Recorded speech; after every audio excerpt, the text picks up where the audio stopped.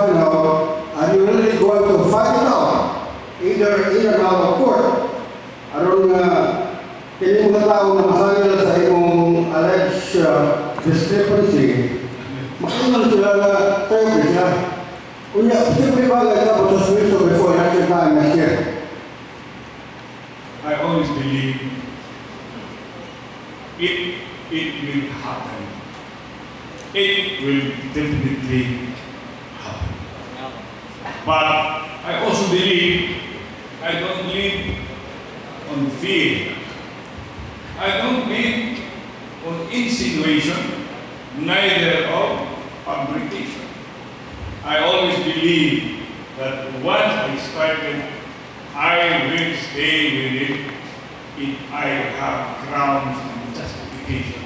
Because only God, as far as I'm concerned, Vox Populi, Vox Dei. Voice of the people is the voice of God. Besides them thankful na nataanin, so that the truth will remain. Because life, exuding truth in scarcity, then there is such a thing as submersion of what ought to be done. And if we do not fight for the truth, then we negate the statement that truth will set us free. The issue for me is not about are they suspended. The issue is, will we allow them? I will repeat it. Then let the election be the judge. If I have done wrong, then don't vote for me. Asa ba sa iyo yung tao? Ano ako naman lang? Originally, I only wanted to give, you know what? In a flag ceremony, I will ask the department, because they were there, what did I offer to make the employees of City Hall on December to be happy with their family? What was that? Diwa, we was. Only 10,000 million. Was it a calamity or what was it when I was giving it to them? It's a bonus. This is not a scripted matter. I'm telling you, the truth has to be floated, presented before the public, and you can help us. That is the truth, Bo. Erwin, Manny, Cynthia, that is the truth. That's why it hurts me, because I shared during the flag ceremony. I am a happy child, and we were brought up a happy children. 13 children in the family, 9 boys and 4 girls. My dad has extension, bringing it 21 all in all. In our family, Cynthia, we only have New Day, birthday, and Christmas. So as your mayor, I said to them, this is not because you're all good, but Christmas is a happy month, and the mayor wants you to be happy. So Diwa, can we give him 10,000 bonus? And he said, yes sir. Mark, where's Mark? Accounting. Mayet, where's Mayet? He's here. Prepare. And let it be submitted to the Sanggunian. And if they want to increase, praise the Lord, hallelujah. And you see the picture. Who were highlighting that? Who was the author of the ordinance? Anyone can remember? Bo. Because Bo has always been around, the oldest but still the youngest in heart. Bo, who was the author of the ordinance? Councilor? No. Who was the author of the ordinance? And guys, number 2, who was the chairman of the budget and finance? Marcos Mania. In the deliberation, it's all on record. They were talking about who should be given, who should not be given.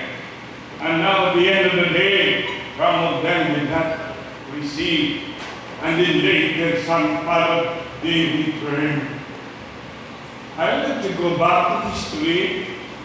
I only wanted to give 10,000 bonus because I want them to enjoy, just like my growing, all of us, 13 children. We always will look back for Noche Buena. We always will look back for a new clothes.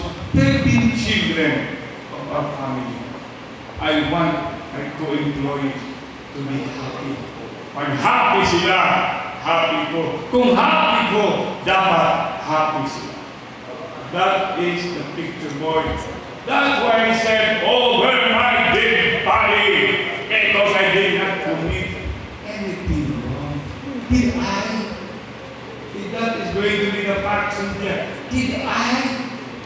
They just wanted my neck. Why? It is all political. 2016 is just like Christmas is coming. Number two, they lost an election over me. They wanted me to be out of the protest. Did you remember? They keep on telling, questioning people down the sitio that they're coming back after how many months? 2 months, 3 months, 6 months, 9 months, and 1 year has been over. They're coming back to win the protest. That's why I said, boy, over my dead body, only the people of Cebu City who voted for me has the right to kick me out where I am. What do you think? Am I doing right? Should I give it to them? If I give it to them, then democracy will be mocked. If I give it to them, then that maxim, Vox Populi, Vox Dei, will be negated. And if you are with me, if you believe in our administration, when the time will come, I will stay at City Hall. Come join me over our dead It is now the issue that the Court of Appeals has been paid just to issue that TRO. Now, are you going that far in your case? You know, I am praying that we should never make that mistake. Because there is no such thing as TRO. I remember TRO, that's in Guadalupe. Mine is NLR, that's in Basak and Guadalupe.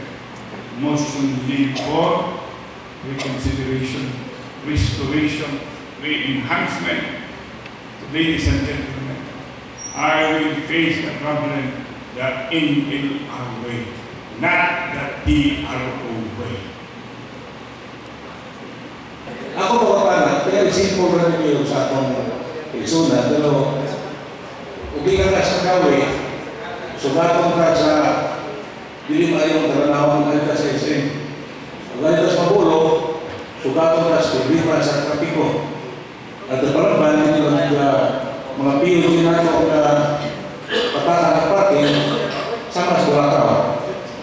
Ininsin po din lang ng mga plano po sa City, ang pagkod sa itong mag-bisita ng mga alis sa City, may masugat din lang, hindi pa maayong karanawan ba? Iya sa itim, patukan na ba, hay-hay na diyan mga titira, may masugat sa itong mga ginapit na mukhang sa City.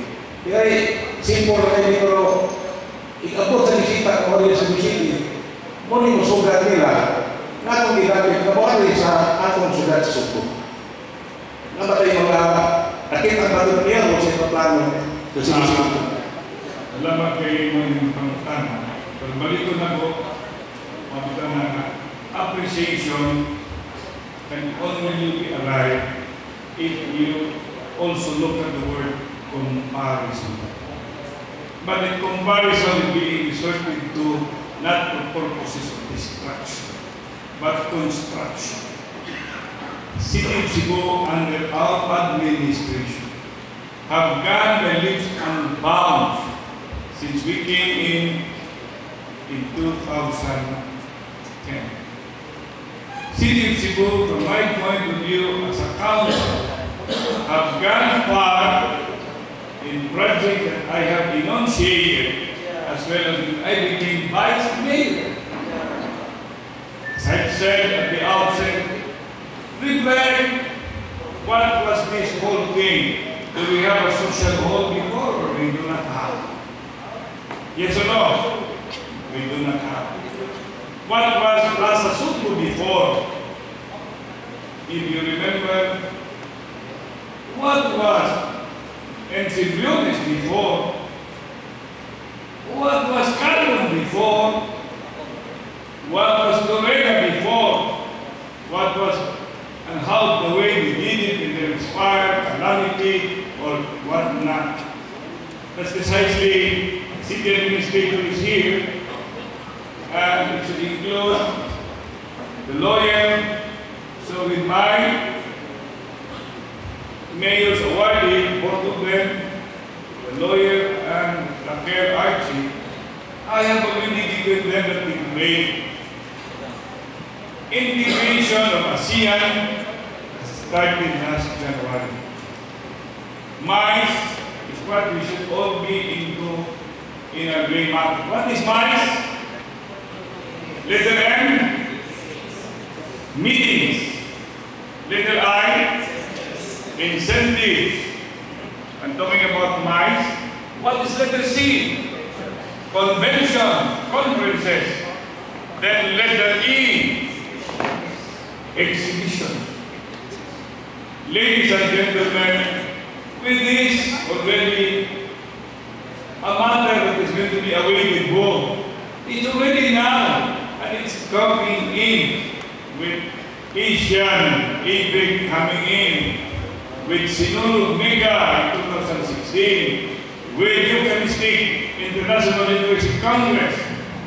When I came in as mayor, Erwin, I've already been telling them, this is the way the city should be picturing.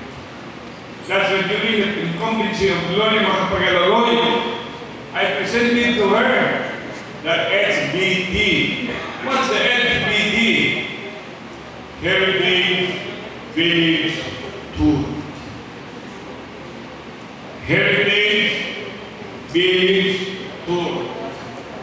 Because I always believe the window of a city always starts from where? Airport. Where?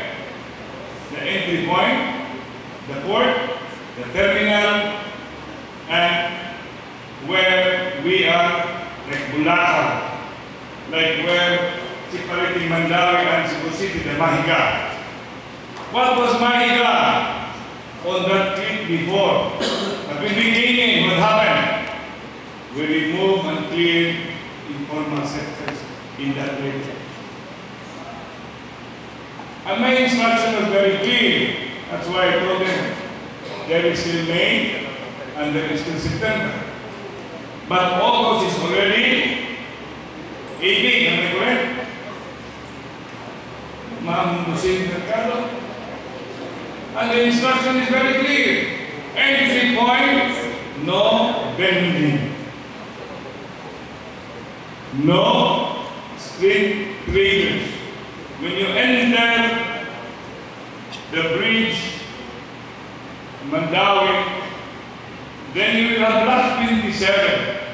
The block 27 will be available, and where is Joey Maclayon? Because that is where we will assemble for the Solidarity Run, jog, roll, crawl. And maybe who would like to join in the bicycle, they can come in. And you enter, I wish, before my term will end, there will be a viewing deck there. That's the start of the Heritage Village Tour. SM helping, the port helping. Now we have a very wide, it's Osmania. Are you familiar? And there is a first road there beside. It will be asphalted, and that is beside block 27. All to be no street traders in that area, all the way. Then we will have another road. What is that road? Housing road. That's why I'm directing the city administrator, the lawyer, and prove you have to find a way. There should be no bending on the sidewalk. We are restoring the sidewalk, Fred, and that will be up to where the Gaspi extension. So the all entry points from that point of view should be free from street traders. But where do we see street traders? Of course, Magallanes, Colon, Carbon, and part of Manalili. But still, Manalili is an entry point. So, ladies and gentlemen, friends, that is what we are getting into. Traffic, I can assure you, if all the roads of Mandawi will be fixed, it will also improve the traffic of, now you're answering it. What's going on right now? If all our roads in the city will also be fixed, what will happen? It will also have the traffic of Mandawi. So let them fix the road, let us fix our road, let's restore our sidewalk, then the whole Mandawi, Cebu City, and I will talk to Talisay, and the rest will restore the sidewalk, the barangay will restore the sidewalk. We will not stop. We will restore the sidewalk, and we need your help. If it's going to be us, isuwat ninyo sa inyo nga, hala, ito mo yung ka, mong hindi pa yun ang human rights. Kita na kakiha. Dapat, thanks to Mayor Rama, thanks to the city government, because they are now into real implementation where the road is for the vehicles and the sidewalk is for the people. It's going to be built there, not there. It has to be somewhere. So what we are applying now is not recovery, build back better. We build now better. We build now best. That is the program I have brought to the world. Do not wait for any earthquake. Fine, neither all this calamity. It's now build back, not build back. Build now better, build now best. Ang iyong slogan, kung irong nangiwit, doon ay kung saan sa iyong mga executive assistants, doon ay ang liquidated cash advance na kapin sa 4 million pesos. Base sa Presidential Decree 1445, Government Accounting and Auditing Manual, nagkanayon, kung hindi ka rin mabayaran, hindi masito, hindi ma-account, ma-liquidate, ang cash advance, kung saan siya mabayad, pinagi sa hindi pag-release ang sweldo. Doon ay sa executive assistants, i-withhold na yung sweldo in 2013. Later, 2013. Pero nahibawan nga pagka 2014 diyan, na-release ang iyang sweldo sa mga executive assistants ng mayor under sa office of the mayor. Natanaw na nga, nalapasan mo na sa naglakiwan niya mga liquidate pa na nga nung nahimo mo ito mayor, nung pagkutala sa uban, labi na dyan sa iyong mga baka ng mga ultras politika. There is no secret camp. That's what I have said. So, City Attorney, Lucille, and HR get into this matter and give me the recommendation. Okay? Next. Kuan, Mayor, ang doon ay hulubon nga ang kuan, si Mary Alden Los Santos, Councilor sa North District, matupamubiya na sa Grupos Team Rama. Just in case, may tahuli, kay mura doon naman may nakita ng mga doon yung mga events na hindi na siya mag-attend sa Team Rama activity. Kung sa may effect alin sa atong re-election this coming 2016. Anyway, when it is still going to happen, I am not oblivious to it. But I'm not also going to be too consumed from it. For today, it's what I always believe. Let's work hard, because nothing will happen if everybody will work hard. And this matter will always be a possibility or it will not be. So I'm looking at it, I've always been praying. Families that pray together, stays together. Ihatag natin ang atong PWD and also senior citizen. That's all. Anyway, I already made a press con on that before I left, right? What was the day? What is the date for PWD? 18. Ikaw ko 17. 18 to? Sige. 17, 18. So, April 18. And that's going to be Saturday. So, official na. Pero magkaibaw na lang.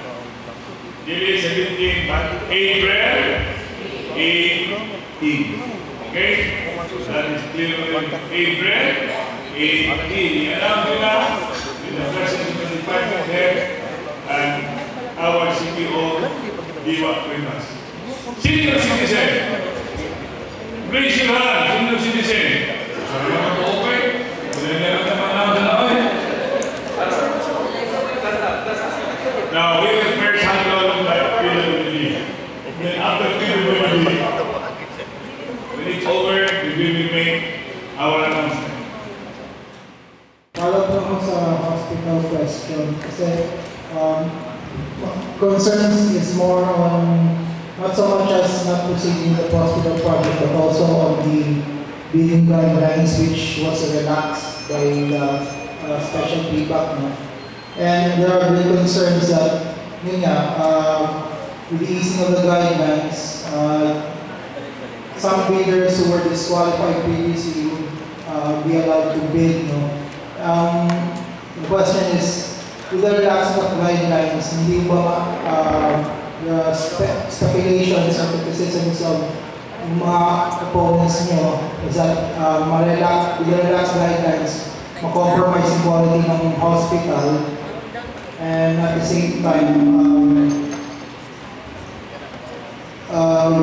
kasi nga we don't have any experience in building a hospital. Reactions? Thank you for that question, and we also recognize the concern, the marching order that I have given to the people that are now focusing on this particular issue. So we've got to move. Whoever will come out with the stumbling block, we will have to confront it. We have a lawyer. Number two, there's nothing to worry about. It is the mayor of the city of Cebu has never been known no graft and corruption since 1992 until today. Therefore, we always have the rule of law being followed and transparency and accountability being observed. And that I have been telling them loud and clear. And they are all here. Our city attorney, whom I have mandated, the whole legal firm, step one up to its completion, so that we will not be acting, we will not be repeating. Need to belabor what happened before. Let's look forward and let the rule of law be followed. So what has been done so far, everything is within the ambit of the law. Some members of the ad hoc committee, like Dr. Sean Espina said,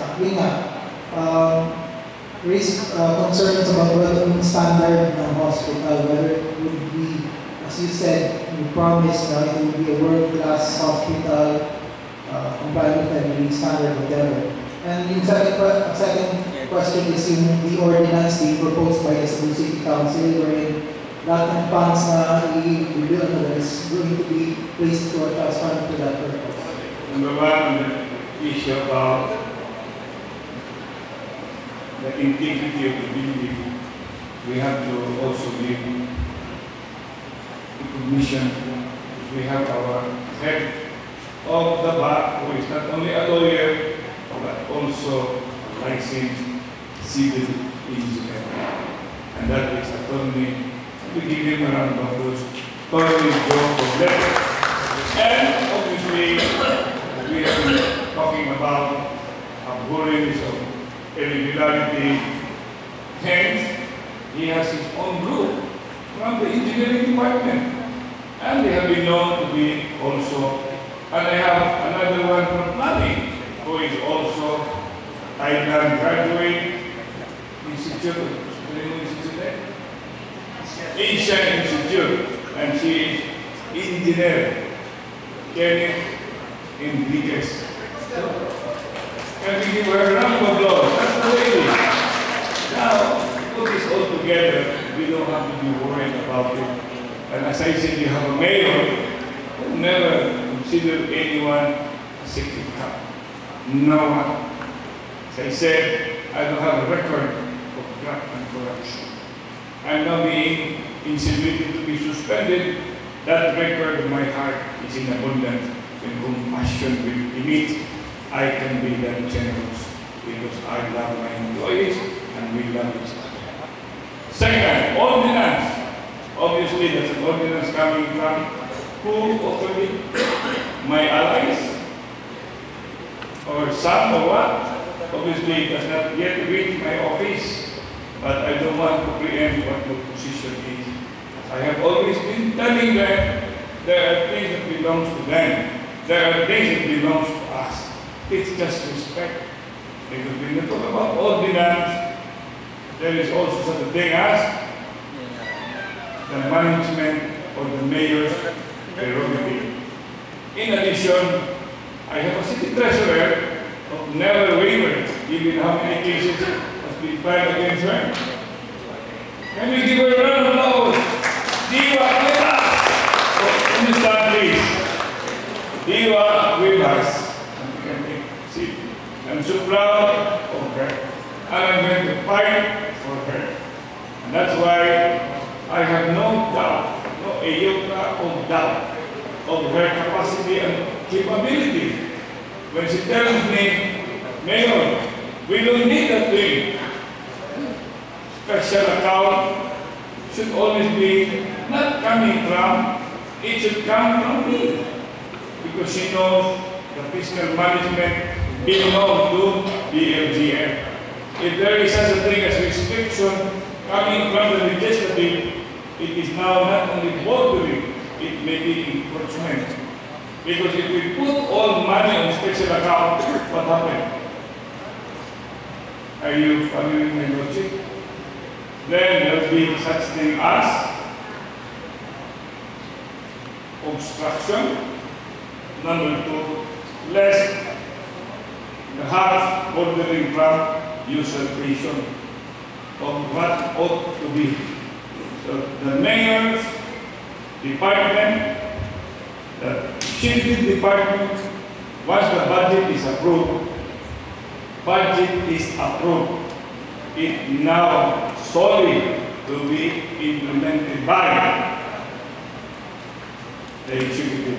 Unless there is such thing as provision in the ordinance. But such provision, Mr. Romero, should not also contradict some philosophies and doctrines, so that there be such thing as complementary between the legislative and the executive.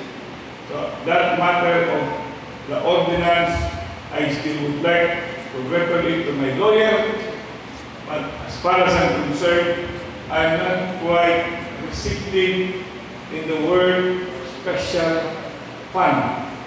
Why should there be a special fund when the budget has already been approved? I'm just bringing you a lesson on how to appreciate a budget. Sa area kahit sa relocation. Kasi you mentioned, I read somewhere sa Facebook page ng CIO, and I think sa Facebook page that there's an ongoing negotiation or parang sa Relocation side. sa relocation side yung parang plastic recycling. There's also an ongoing negotiation. Does that dovetail with the relocation of the families? Or separate talaga yun?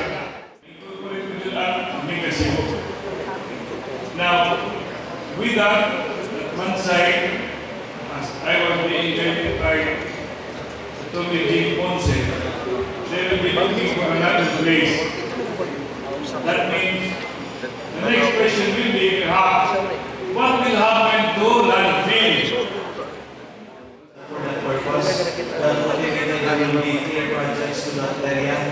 And as of this point, we are still rehabilitating on the process, and we need some technology. In fact, with all occupants also there in, because our downside is also invaded by some sort of informal settlers, illegal occupants, which is supposedly not the case, because it's danger zone, and there should have been no structures that in. The mayor also is clearly directed pursuant to a mandate to remove all of them, no? But in a human manner. So we are now being taken care of a team which is being directed that we should do the same within 24 hours. We have our head, Engineer Mendoza, and our chairman, so to speak, Attorney Genesis Ponce. We are taking care of that, and of course we will just... So when was the relocate? Within 24 hours today, I think we are there right now. So we conducted so much consultation last night, and informing that that is not the proper place for them to stay and live in. But we are developing all the social services, financial assistance concern, plus the transportation towards the temporary staging area and going to the relocation site, which is blessing in Ayawan. San Isidro, yes, that is confirmed as authorized by the owner of the city. Can I have your attention, please?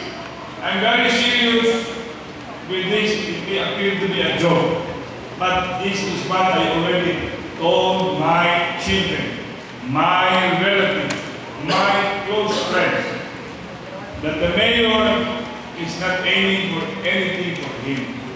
Neither I exist to have a fleet of beautiful cars. I only exist to leave a memory that your children's children, my loved ones, my children will always cherish that there was a man whose name is me.